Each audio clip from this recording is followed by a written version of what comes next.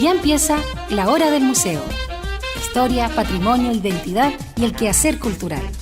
Un diálogo para reflexionar la actualidad de Chile y el mundo. La Hora del Museo, el programa del Museo Histórico Nacional, conducido por Rocío Muñoz.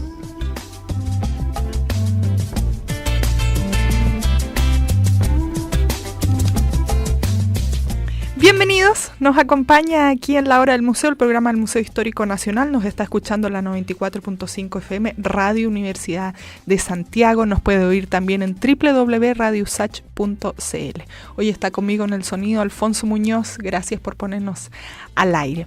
Los dejo invitados desde ya para que visiten, sobre todo ahora que se acerca el fin de semana, la muestra Hijos de la Libertad, enfocada en los 200 años de independencia de nuestro país, tomando como base dos hechos importantes que ocurrieron en 1818, como son la batalla de Maipú, justamente en abril de 1818, y también la firma de la independencia. Así que todos invitados, la entrada es gratis, está abierto de martes a domingo en Plaza de Armas 951.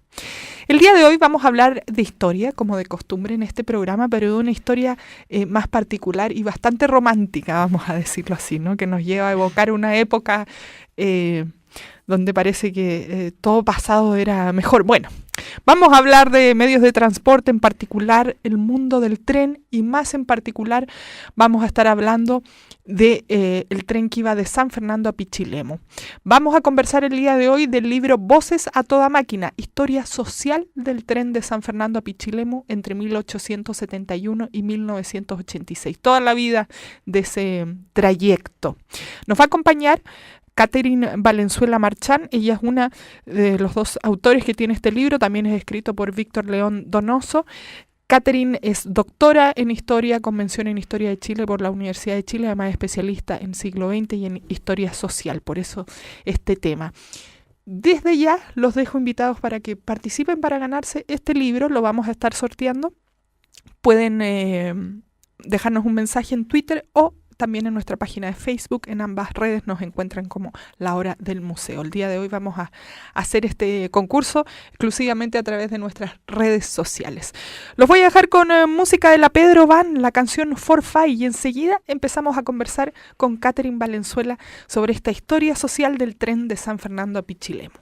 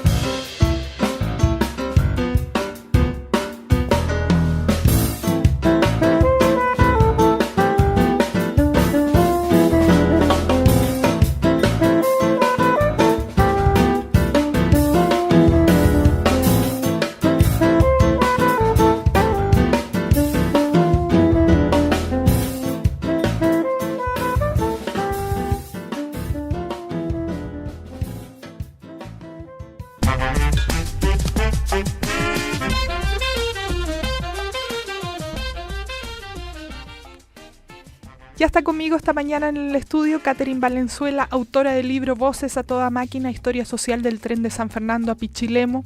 Catherine es doctora en Historia, Convención en Historia de Chile por la Universidad de Chile, y les decía también que vamos a estar sorteando este libro el día de hoy. Pueden enviarnos un tweet, nos encuentran como @lahora_del_museo, o bien escribirnos bajo la publicación donde hablamos de este libro, ahí en nuestra página de Facebook. También nos encuentran con el nombre La Hora del Museo. Bienvenida, Catherine, un gusto tenerte aquí en el programa nuevamente y para hablar de este tema, como yo decía, romántico, como es el tren. Sí, bueno, gracias por la invitación nuevamente, que bueno, el tren es muy importante en la historia de Chile. En algún minuto conectó todo el territorio y yo creo que se ha perdido un poco, digamos, la visión de la importancia del tren. Entonces, lo que hicimos con Víctor en esta investigación fue un poco rescatar, ¿no?, el patrimonio que tuvo el tren, especialmente en la sexta región. Bueno, hoy día además esa zona... Bueno, ya no me quiero adelantar al tema. Quería que conversáramos para irnos ordenando del primer capítulo del libro que habla del ferrocarril en Chile, y por esto que tú dices que es fundamental también en la historia de nuestro país. Cuéntanos cómo es todo este contexto en el que llega el ferrocarril y qué comienza a pasar, esta idea de progreso que trae inmediatamente el tren. Claro, era una idea de progreso asociada muy al liberalismo del siglo XIX. Bueno, con Víctor en la investigación pudimos, digamos, encontrar varias cosas sobre el ferrocarril en Chile. Primero, hay una etapa en donde corresponde a una inversión privada, ¿ya? Y principalmente se utilizaba para mover recursos y materias primas dentro del territorio, que podía pasar primero por la minería, por ejemplo, lo que correspondía a la zona norte. Y ya en la zona sur se ocupaba, por ejemplo, en las haciendas, especialmente en la sexta región, para sacar el trigo y la madera. Entonces el tren, en una primera instancia, hasta, por ejemplo, 1920, hasta esa década, corresponde a criterios muy económicos de transporte. Y cuando ya pasa a ser el transporte público, y claro, la visión romántica, ¿no?, que contiene el libro, es de la década del 20 en adelante, cuando se promueve el tren junto con el turismo. No es muy conocido en la historia, pero, por ejemplo, muchas estaciones de tren, más al sur, por ejemplo, en la zona de Pucón, se inauguraban, junto con un hotel. Ya entonces estaba vinculado el tren y el hotel para que la gente fuera de vacaciones. Y esta idea del turismo incipiente en Chile le cambia un poco el rostro al ferrocarril y comienza, digamos, el transporte de pasajeros. Y se comienzan a construir ramales que podían conectar, digamos, regiones, como el caso de la región de O'Higgins que estudiamos en esta investigación. Bueno, y ahí ya pasa de ser esto, como tú decías, tan vinculado a la industria, también empieza a ser un transporte de pasajeros. Ustedes mencionan la primera línea que se construye en Chile, me imagino asociada a la minería. Sí, Caldera, ¿no? Yo creo que fue bastante interesante revisar los archivos de la discusión parlamentaria, porque... claro, un megaproyecto. El megaproyecto, y digamos que no era un proyecto innovador, porque ya se había intentado presentar antes. Y cuando se concretó, me parece que era la cuarta vez que ya se había discutido. Y en general lo que primaba ahí era un interés desde las personas, desde los capitalistas incipientes de la zona norte. Entonces, ellos promueven el tren. No es una iniciativa 100% estatal. Entonces, descubrimos varias cosas interesantes ahí. Y obviamente después se va extendiendo la línea y también se comienza, digamos, a financiar un poco por parte de los privados y parte, digamos, del aporte estatal. Pero en ningún caso encontramos que fuera una iniciativa directamente desde el Estado. ¿Y cómo ustedes se van a este ramal, a este tramo que conecta San Fernando con Pichilemu, o sea, digamos, el interior con la costa? Claro, Víctor había hecho su tesis de pregrado en este tren, porque Víctor es de allá, de San Fernando. Y su padre, don Víctor, se llama igual, también ha trabajado el tema del ferrocarril. Tiene otras publicaciones sobre el tren en Chile. Entonces han tratado, de rescatar lo que fue la historia del tren allá, y nosotros le dimos el enfoque social con esta investigación. Entonces tratamos de vincular a las personas que ya estaban vivas y habían trabajado en el tren o tenían vinculación, y tratar un poco de rescatar esta memoria y vincularla al estudio de un objeto material que no es muy recurrente en la historia, porque si tú ves, por ejemplo, la historia del transporte o otros enfoques más tradicionales, solamente se estudia el objeto material. Entonces nosotros aquí le pusimos rostros de personas y estuvimos en muchos pueblos de la zona, Peralillo, ¿no es cierto?, Marchihue, estuvimos entrevistando, Pichilemu, y convocamos, digamos, reuniones de personas a través como de una motivación para que nos dieran sus testimonios. En total recogimos 38 entrevistas, bastante. Y esto fue muy bonito porque tenían las entrevistas el mismo sentido de cómo habían sido las estaciones antiguas del ramal. Entonces tomamos los mismos poblados en donde se había acercado el tren y de las personas que pudimos contactar y estuvieron vinculadas. Entonces, digamos, fue un ejercicio histórico muy práctico esta investigación. Y por eso llegamos a la zona, porque ya teníamos información con la tesis de Víctor, de pregrado. Bueno, esa zona hoy día, lo más reciente que le pasó fue que se quemó toda, el gran incendio, ¿no? Estuve ahí justamente cubriendo. Y antes de eso el terremoto, que se cayeron prácticamente pueblos enteros con el terremoto. Entonces me imagino con mayor razón esta urgencia de rescate. De rescatar, ¿no? Claro. Bueno, nosotros nos estuvimos muy vinculados con, digamos, con un rescate más de lo material, ¿no es cierto? Nosotros como que vimos el patrimonio inmaterial que eran las personas, porque quizás como ya se había derrumbado las estructuras más importantes del tren, nos quedaban lo que nos podían entregar, digamos, este contacto con las entrevistas. Entonces, desde ahí levantamos esta investigación y lo más relevante que pudimos hacer fue el escalafón de ferroviarios. Nos dimos cuenta que tenía una especialización y función del trabajo al interior del ramal muy especializada para la época, ¿ya? Entonces nos dimos cuenta también que la gente en el tren empezaba a trabajar desde abajo. Ya empezaban barriendo el tren los primeros operarios, ¿ya? Y ahí podían ascender. Entonces es un oficio que muchas veces a la gente le involucró toda su vida, ¿ya? Entonces después el hijo trabajaba también en la estación y el hijo se volvía ferroviario. Entonces el tren fue muy importante y también vinculó, por ejemplo, colegios, niños que viajaban al colegio en tren o a los internados. Entonces era un espacio de sociabilidad más importante de lo que nosotros podemos pensar ahora, en donde, digamos, el transporte es muy individual, la gente no se habla, no se conversa, pero nos dimos cuenta que en este ramal la gente sí tenía como un espacio de conversación, se conocían. Muchas veces los ferroviarios ayudaban a personas enfermas a trasladarlas. Entonces, había todo un vínculo con el espacio que rodeaba el transporte. Y eso es lo que plasmamos en esta investigación. Lo que me parece hermoso es que tiene además muchas fotografías y que son fotografías, me imagino, del archivo personal de quienes entrevistaron a usted, o sea que uno no las encuentra en Google. Claro, es un archivo que armamos y es una exposición también. Quedó donada en el museo que tiene Pichilemu, en el Centro Cultural Ross. Ahí quedaron las fotografías y después iban a pasar a un colegio. Esto lo recopilamos, claro, a través de las entrevistas. La portada del libro es una parada informal, ¿ya? Que hacía el maquinista a la jefa de hogar porque tenía muchos hijos. Y le detenían el tren solo por ella y se llama El Risco de la Culebra y queda camino a Pichilemu.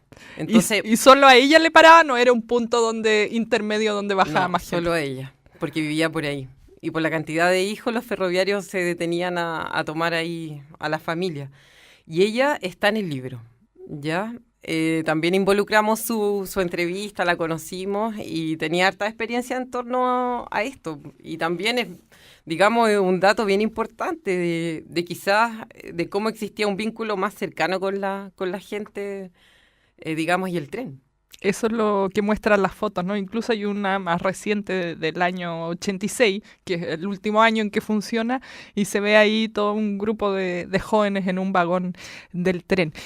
Bueno, creo que hablemos de las fotos más en profundidad, pero no me quiero saltar el orden de toda esta historia. ¿Con qué fin se construye este ramal? ¿Fue en un principio justamente para transportar algún tipo de mercancía para el mundo del agro o fue siempre pensado en las personas? Fue, claro, para el mundo del agro, pero especialmente lo forestal. Descubrimos, por ejemplo, las haciendas en la sexta región, cuando partimos esta investigación en los años, digamos, 1920, nos dimos cuenta que la propiedad de las haciendas en general es de la familia Errázuriz. Y una de las primeras, digamos, actividades económicas era la extracción de madera y trigo. Y abastecía principalmente a la región y también llegaba a Santiago, ya este trigo. Y, digamos, los viajes de pasajeros van aumentando a un punto peak, digamos, en la década del 70, ¿ya?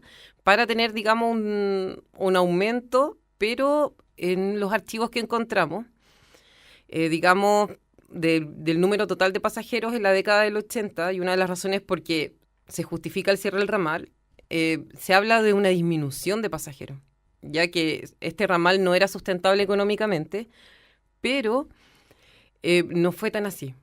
Ya este ramal tenía mucha convocatoria, especialmente por ser un balneario Pichilemu, digamos, de atracción de la región. Entonces la gente no viajaba a otra playa, sino que iban todos a Pichilemu. Y las vacaciones se hacían los 2 meses. Y eran los meses que tenía, digamos, más carga de pasajeros. Y los estudiantes, digamos, era otro, digamos, era el número 2 de transporte de pasajeros. Entonces, a este ramal nosotros encontramos que no se invirtió más dinero para la mantención de los vagones. Ya la plata que, digamos, que entraba por concepto de boletos, no vimos que se volviera a reinvertir. Ya, entonces, de alguna otra forma, hay una especie como de política estatal que no volvió a invertir en este tren de pasajeros. Se abandonó un poco el ramal. Y para muchos corresponde a razones políticas, porque, por ejemplo, cuando existió la gran huelga de camioneros antes del golpe de Estado, los trenes siguieron funcionando, especialmente en este ramal, en el cual corría mercancía para la alimentación de los distintos pueblos. Entonces, se supone que este ramal estaba vinculado a sindicatos que eran de izquierda, en su gran parte. Entonces, una de las razones que nosotros pudimos visualizar y que obviamente queremos volver a investigar cuando tengamos los recursos, es que, digamos, ver históricamente por qué razones se dejan los financiamientos al tren. Entonces, en este caso nosotros vimos cifras que sí corresponde, digamos, a que estaban muy vinculados a los sindicatos de izquierda. Entonces, por eso se les quitaron los recursos y se empezó a abandonar el financiamiento de este ramal, siendo que en la década del 70 sí abasteció de alimento a las personas de los pueblos. Para ir imaginándonos el recorrido del tren, de San Fernando a Pichilemu, ¿cuántos kilómetros hay más o menos? ¿Cuántas estaciones habían? Hartas estaciones. Mira, en el principio del mapa, nosotros, por una geógrafa especializada, pusimos todas las estaciones del ramal, ¿ya? Aquí aproximadamente hay 11, 12 estaciones y también había otra línea que era Santa Cruz, que aquí no pudimos mencionar y que nos gustaría también estudiar y que también transportaba pasajeros, ¿ya? Las estaciones en sí, todas tenían su historia muy personal. Por ejemplo, nosotros nos encontramos con gente de Halcones o de Peralillo, que ellos, digamos, sentían con mucho cariño la llegada del tren y los saludaban, ¿ya? Entonces, cada estación tenía, digamos, un tinte distinto, ¿ya? Ya sea, digamos, por la actividad principal del pueblo o por también, digamos, cómo la gente recibía lo que llegaba del tren, que era la correspondencia, o muchas veces sus familiares. Entonces, encontramos poblados muy, muy pequeños como Halcones, que, bueno, un caserío casi, ¿ya? Y Peralillo, que era más bien agrícola, y crece el comercio en torno al pueblo. Entonces, digamos que el tren sí provocó un aumento, digamos, en la edificación urbana del centro de estos pueblos, pero en Halcones no tanto, ¿ya? Entonces, pero sí encontramos lugares que van creciendo, ¿ya? Y otros quedan como almacenes más bien agrícolas. Entonces, este ramal es bien especial porque tiene uno de los túneles más grandes también de la época, como obra ingenieril chilena, que es el túnel del Árbol. Entonces, este túnel, nos contaban las historias las personas de que la gente gritaba cuando pasaba por ahí porque era muy oscuro. Muchos pololearon y dieron su primer beso en el túnel en el Árbol. Y también nos contaban que para época más bien oscura de la dictadura y, digamos, ya los años más de represión, la gente gritaba, iba a caer, iba a caer. Entonces, hay historias que son transversales a los pueblos y que unificaron a este ramal en torno al viaje a la playa, el abastecimiento de alimentos, la llegada de los parientes. Y, digamos, esto fue como elaborando una representación histórica del viaje que lo vincula bastante como con datos más sociales. Entonces, digamos que la singularidad de este ramal establece puntos en común en los pueblos. Entonces, nosotros en la entrevista encontramos relatos similares y pudimos armar esta especie como de memoria en base al viaje. Nos dimos cuenta de que el gran recuerdo era, digamos, la llegada del tren, lo que traía el tren y las vacaciones. Ya porque muchos de los entrevistados nos contaban que no dormían esperando, digamos, el tren. Se ponían nerviosos antes de tomarlo, era como un acontecimiento. Claro, como, no sé, pues se podría comparar cuando uno tiene un vuelo lejos al extranjero y se pone nervioso, etcétera. En la época la gente se ponía nerviosa porque iba a ir a la playa a Pichilemu. Y encontramos relatos muy interesantes, muy bonitos también. Bueno, parte de ese camino hasta el día de hoy, si uno lo hace en auto, es bastante, no sé si peligroso, pero hay que atravesar la cordillera a la costa. Quiero que conversemos de ese tramo también y los demás detalles de esta investigación. Te voy a invitar a escuchar música. Catherine, el día de hoy vamos a hacer una pausa también. A ustedes, amigos, les recuerdo que hoy estamos hablando del libro Voces a toda máquina, la historia social del tren de San Fernando a Pichilemu, que estuvo en funcionamiento hasta los años 80. El día de hoy me acompaña Catherine Valenzuela Marchant. Ella es autora junto a Víctor León Donoso de este libro que vamos a sortear el día de hoy. Nos pueden dejar un tweet o bien un mensaje en nuestra página de Facebook. En ambas redes estamos como La Hora del Museo. Los dejo con Marcelo Aedo y la canción La Coja. Hacemos la pausa y ya volvemos con esta conversación.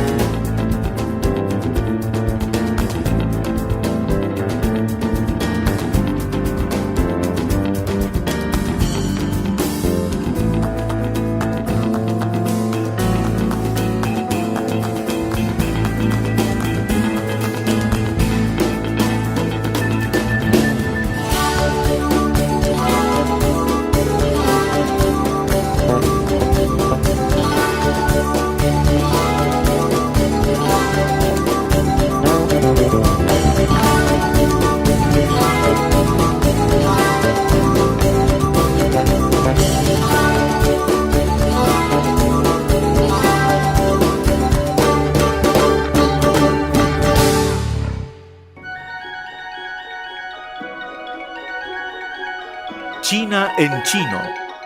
Un programa donde aprenderás este idioma milenario y te acercarás a la cultura china. Noelia Chaolín y Laura Olivera te entregan las bases para que puedas comunicarte en chino en diferentes contextos. Aprende de manera lúdica este idioma de un país globalizado que ofrece diversas oportunidades de negocios. Todos los días, China en chino, de lunes a viernes a las 9 de la noche. Cuando comienzas un nuevo día en la ciudad, con sus bondades, complejidades y desafíos, hacemos propios esos temas junto con nuestros invitados, todo acompañado de la mejor música. Embarca con nosotros de lunes a viernes a las 9 de la mañana en Estación Santiago, 94.5 FM, 124 AM y www.radiousach.cl. Cada sábado, tu cita es con la elegancia y la universalidad de la lengua portuguesa y su música. A Hora da Saudade. Brasil, Portugal y los países africanos construyendo el mosaico musical de la cultura lusófona. Artistas e intérpretes unidos por una única palabra, saudade. Eugenia Dos Santos y Mila Araújo te invitan a aprender y disfrutar de la música de los países de lengua portuguesa. En Radio Universidad de Santiago, cada sábado a las 19 horas, A Hora da Saudade. Todo el sentimiento, el ritmo, la diversidad y el calor de la lengua portuguesa.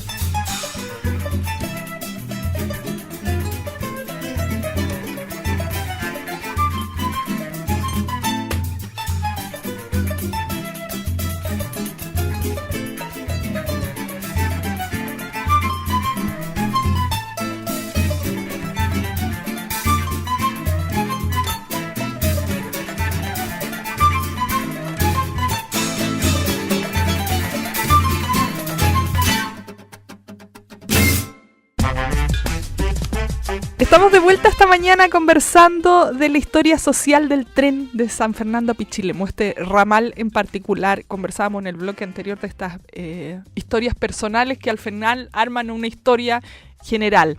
Voces a toda máquina se llama este libro, escrito por nuestra invitada del día de hoy, Catherine Valenzuela Marchán, junto con Víctor León Donoso.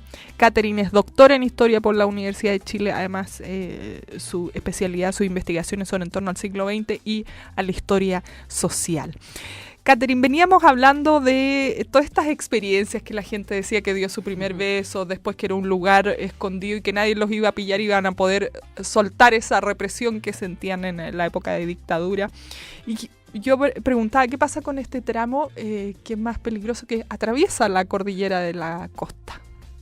Los archivos que pudimos leer fueron bastante, digamos, asombrosos y también un poco tristes, porque nos encontramos que la construcción de la vía fue muy difícil. Falleció gente. Y se establecieron campamentos de trabajadores que tuvieron que estar muchos años terminando la línea del tren, especialmente la construcción de este túnel, el Árbol. Y encontramos, por ejemplo, hechos de violencia dentro de los mismos trabajadores, y se supone que cuenta varios relatos y también los archivos de la época y la prensa, que hasta el día de hoy hay gente ahí que falleció en el mismo túnel, en la construcción, en la vía. Entonces nos encontramos también con un trabajador que pasa a ser como uno de los primeros obreros en Chile, pero también no tenía protección laboral. Entonces vimos como una especie de inquilino obrero que, digamos, sufrió muy malas condiciones de vida, y específicamente era chileno. Porque, por ejemplo, los ingleses que llegaron a trabajar al tren, en su mayoría eran ingleses. Y, por ejemplo, por una cosa muy discriminatoria, a los ingleses que llegaban a trabajar al tren se les ascendía quizás más rápido que el chileno. Ahí encontramos una discriminación, digamos, al revés de lo que uno puede pensar en el día de hoy, ¿no es cierto? Entonces encontramos que este tramo fue muy difícil de construir. La licitación primera que obtuvo la construcción del ramal no cumplió los objetivos, eso lo vimos en el archivo, y por problemas de financiamiento el tren costó mucho que llegara a Pichilemu. Ya no fue una construcción de una vía rápida, y digamos, recién se inaugura, digamos, el 6 de enero. Imagínate, de 1926 el tramo completo, y empieza a construirse en el siglo XIX. Entonces son prácticamente casi 30 años de construcción de una vía férrea. Y con todos estos altibajos que te voy contando yo, que la licitación no cumplió los plazos, no había financiamiento, la muerte de los trabajadores, que lo hicieron a pala y picota, digamos, el túnel. Entonces fue muy difícil de construir, y en esa época esta zona no tenía tantos árboles como ahora, entonces era un terreno bien infértil también para vivir. Entonces la llegada del tren marcó, digamos, un cambio absoluto, porque trajo el aumento de la agricultura en la zona, de la agricultura forestal, y por otra parte ya se pobló mucho más Pichilemu, y pudo ser como un balneario más accesible, comenzó la urbanización más del pueblo. Entonces no fue fácil, ya por las razones del relieve, porque tú sabes, construir en la cordillera a la costa en general es muy difícil. Lo mismo pasó cuando se construyó el tramo a Viña, ya que no lo abordamos de forma tan específica en esta investigación, pero sí ocurrieron cosas similares en el cruce de la cordillera. Ya costó demasiado picar la piedra y traspasar, digamos, la barrera, lo que era la geomorfología del lugar. Entonces, digamos, construir un tren en un plano es mucho más fácil. En la zona norte no están los problemas de cruzar a la costa. Esa es la diferencia absoluta en la construcción del tren, ya en la planicie, ¿no? Versus la cordillera de la costa. Estoy mirando las fotografías y, como tú bien nos contabas hace un momento, era todo un acontecimiento, ¿no? Tomarse esta foto antes de tomar el tren. ¿Qué empieza a pasar ahí, mirándolo desde el lado de la historia social? Y me imagino que la economía comienza a dinamizar, se empieza a tomar otros tintes, como también lo mencionabas, se empezaban a hacer hoteles cercanos a la estación. Claro, este ramal no tiene hoteles, no tiene la inversión, digamos que empieza en el 30 y en el 40, junto al turismo. Este ramal en general tiene, digamos, un interés que es agrícola, ¿ya? Y el transporte de pasajeros fue como, digamos, la segunda vía de financiamiento, pero las personas recuerdan más al tren de pasajeros, ¿no? Entonces, como digamos, la madera y el trigo estaba vinculado más a los dueños de la hacienda, la gente quizás, la actividad agrícola no está tanto en la memoria como es la llegada del pariente, ¿no? O la llegada de la correspondencia. Y bueno, ¿qué empieza a pasar? Nosotros nos dimos cuenta que en general aparece un trabajador ferroviario que no está mencionado mucho en los libros de historia, que es el conejo. Entonces le denominaban así porque tenía que hacer especie de mantención en la vía. Entonces encontramos fotografías de personas que iban en un carrito con 2 ruedas, ¿no es cierto? Y una palanca y lo movían durante toda la vida y hacían la mantención. Claro, eran los conejos. Entonces aparece, por eso... digamos, hay una transición entre el antiguo trabajador inquilino y este trabajador moderno que trae más la industrialización. Entonces aparecen figuras que nosotros no teníamos como contemplados en primera instancia, porque pensábamos en el maquinista, el cortador de boletos, pero nos encontramos que existía también un escalafón más bajo y que tenían apodos muy de animales y de la zona rural. Entonces las personas los recuerdan mucho con cariño. Y especialmente, por ejemplo, a la gente que se dedicaba a la mantención de los vagones, ¿ya? Habían personas que trabajaron toda su vida limpiando el vagón y en la estación de Pichilemu se le recuerda hasta el día de hoy, ¿ya? También encontramos que los niños tenían un oficio que era guardar el puesto en el tren y les pagaban. Entonces, un niño se subía antes que partiera el tren, le reservaba el puesto a un adulto. Y entonces por eso tenía una propina. Ese oficio tampoco lo teníamos como pensado previo a la investigación y también apareció, que los niños tenían como una especie de trabajo informal al interior del vagón. Bueno, y las conmemoraciones más oficiales como el 18 de septiembre, ¿no es cierto? O cuando ganaba un partido Chile, también se hacían en las estaciones del tren. Ya este lugar recuerda mucho, digamos... que se vinculó el trabajador con los vecinos de cada pueblo. Entonces, momentos de alegría también se compartían en una estación de tren, ¿ya? Entonces, por ejemplo, momentos como cuando termina la Segunda Guerra Mundial, también se toman una foto y la conmemoran. Entonces, nos dimos cuenta de que en la actualidad nosotros quizás como sociedad no gozamos de un espacio así, ¿ya? Pero esta gente del ramal de San Fernando a Pichilemu sí lo tuvo. Entonces, por ejemplo, las asociaciones en la actualidad que quieren rescatar lo que hay de vía y quizá en un futuro establecer nuevamente la línea, tratan, digamos, de rescatar esta memoria y mantenerla viva para un futuro, ojalá poder activar la línea de nuevo. Es lo que todos quisiéramos, que se active el tren en Chile. Claro, porque los tacos en Pichilemu en el verano son bastante grandes. Entonces, si volviera el tren, se evitaría el taco del verano.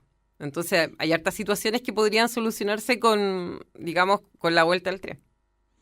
Hay una imagen dentro de las que ustedes rescatan, hablando de estos cargos, de estos oficios que había, ¿no? Y es el de bufetero. ¿Qué hacía esa persona? Era el que entregaba las bebidas y los sándwiches, ¿no? Bueno, el bufetero era muy querido. Nosotros tuvimos, por suerte, en la investigación su testimonio, fotografías, ¿no es cierto? Y él acompañaba mucho en los viajes con distintos tipos de comida, ¿ya? Entonces la gente lo recuerda con mucho cariño y de alguna otra forma también se vincularon las palomitas, las mujeres que entregaban pasteles. Entonces...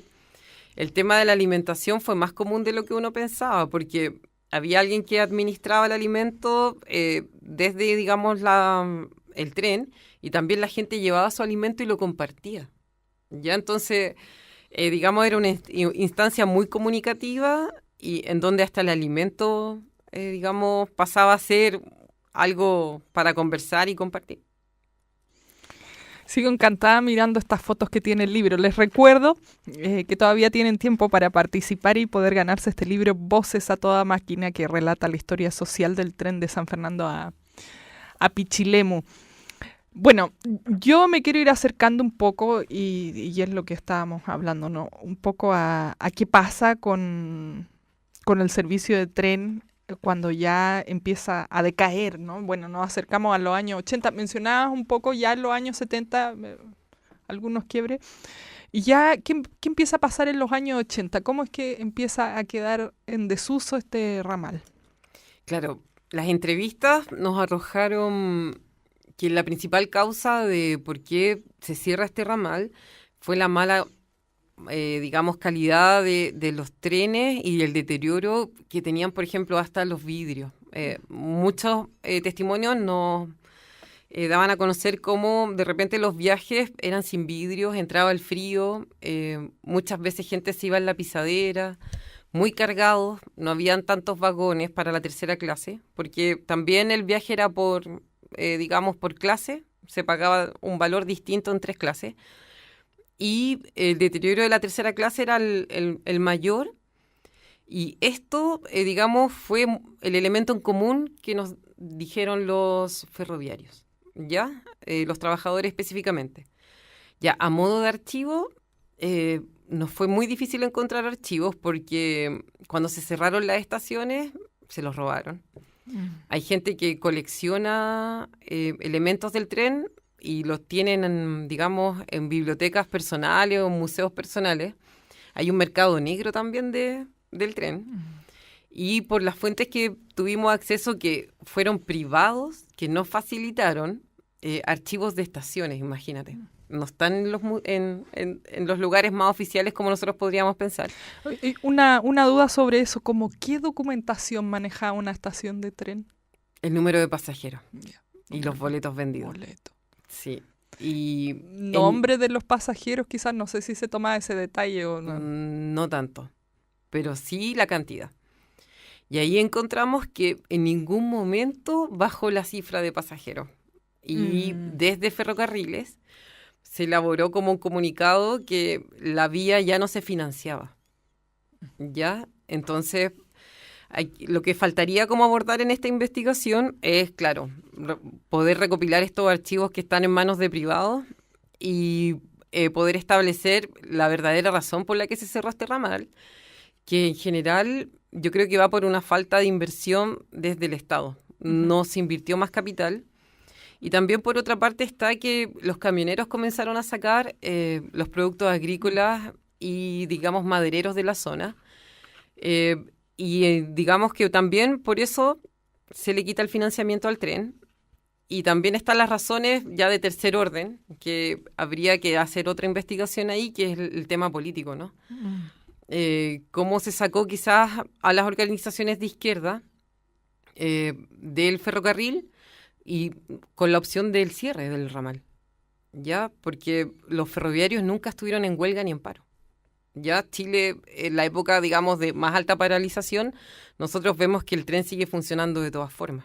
Entonces, eso provocó que, digamos, quizás por temas políticos se cerrara este ramal, ¿ya? Y hay gente que en las entrevistas lo dice directamente, pero quizás habría que comprobar, digamos, con estas fuentes que están un poco perdidas en la zona, cuál era el número total de pasajeros tercera clase, que era la más viajada, y qué pasó, digamos, con las haciendas, a quien principalmente le pagaban para sacar los productos de la zona. Entonces, tenemos ahí 3 y 4 elementos que tenemos que cerrar en otra investigación con Víctor.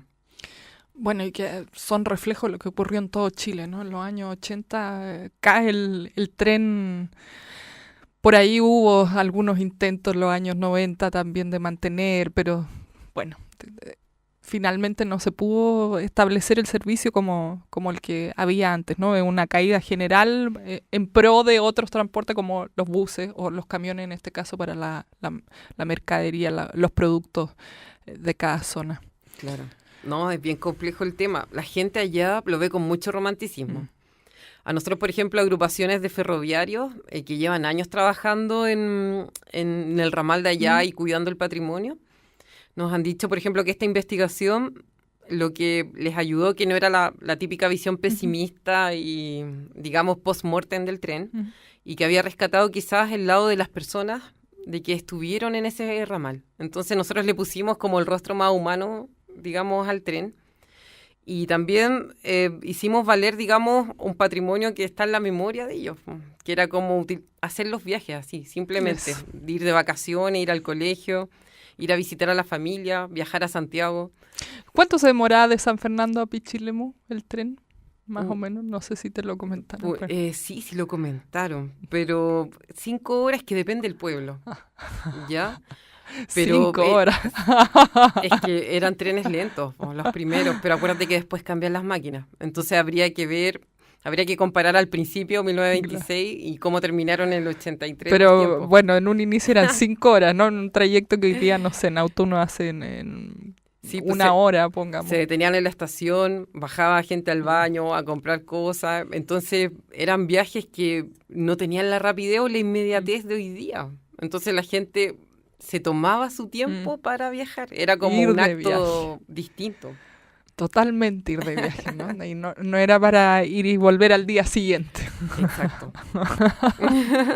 Bueno, qué lindísima historia en torno al tren. Como bien lo hemos mencionado, uno siempre tiene esta idea romántica y esta añoranza de que vuelva este sistema de transporte, que vuelvan esos tiempos además, y toda esta experiencia del viaje que se vive más en el tren, porque uno va viendo cómo avanzan las distancias. Me quedo con algunas preguntas, aunque ya el tiempo se nos va volando. Esta mañana conversando aquí con Catherine Valenzuela sobre el ramal de San Fernando a Pichilemu. ¿Cómo es este último viaje en el año 86? ¿Ya se sabía que hubo como un viaje de cierre, de despedida? Sí. No, y lo cuentan con mucha tristeza. Es decir, no es un viaje que les traiga buenos recuerdos, ¿ya? Si la gente recuerda hasta, digamos, el número de la máquina que tomó. Y no fue un viaje con mucha gente. Pues el último viaje fue de gente que trabajó, ¿ya? Y lo recuerdan con mucha, mucha tristeza, ¿ya? Y yo creo que ellos piensan que va a volver. Porque, o sea... No hablan como del último viaje, sino que hay una esperanza en la gente de que se vuelva, digamos, a abrir la línea. Así que, pero por el año y lo que estaba pasando en Chile, ellos lo asumen, digamos, como en la coyuntura política, ¿no? A la dictadura y como, digamos, dejó abandonado el ramal. Sí. Entonces lo ven también como un tema bien ligado a lo político. En general, con los 38 entrevistados que pudimos, digamos, contactar y conversar con ellos y hacer reuniones, ese fue como el factor principal. Ya ellos como que ven que el tren era un viaje que se podía, digamos, hacer, iba mucha gente, jamás estuvieron abandonados los vagones, entonces ellos tienen como un sentimiento muy encontrado, especialmente el papá de Víctor, que se ha dedicado toda su vida como ingeniero digamos, al tema del tren. Entonces, digamos, no es un buen momento para ellos recordarles el último viaje. Y las fotografías que hay son hartas. Ya nosotros pusimos solamente las que estaban como más vinculadas y en mejor estado y que estaban vinculadas a la investigación, a lo más social. Pero hay gente que la guarda como un tesoro, digamos, su fotografía junto al tren. Tan lindísimas y nos evocan, a todo el mundo le va a recordar haberse tomado una foto así en el tren, ¿no? Ya sea uno más moderno, yo recuerdo las veces que tomé tren también me saqué esa foto. ¿Queda alguna estación en pie? ¿Completa? No.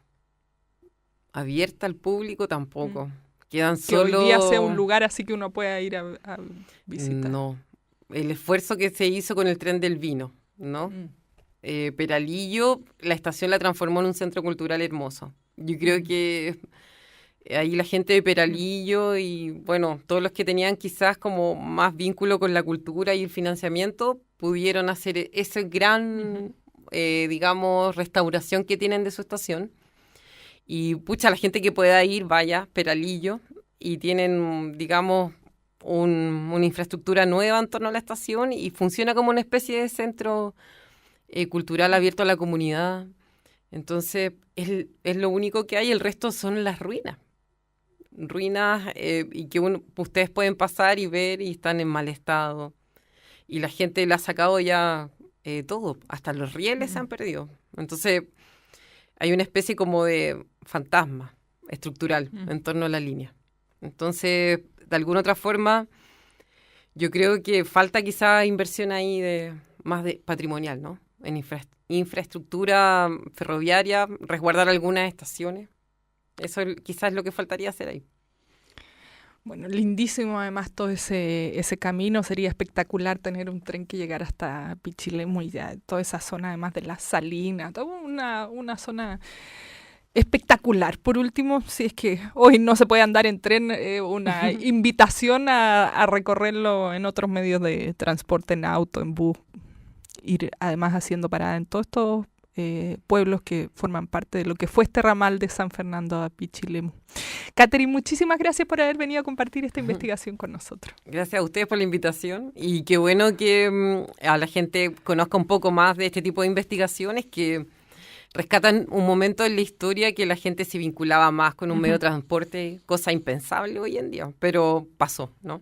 Sí, estoy pensando yo si habría así como coleccionistas de cosas de micro y que aprecien tanto estos archivos que tú decías y diferentes cosas. Claro. Bueno, vamos a ver qué dice el futuro con los medios de transporte que tenemos hoy día.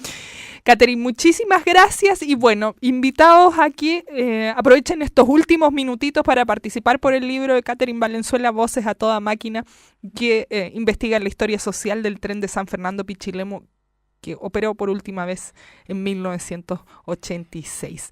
Nos vamos a despedir con música de Escaramuza y nos volvemos a encontrar mañana, como siempre, desde las 11.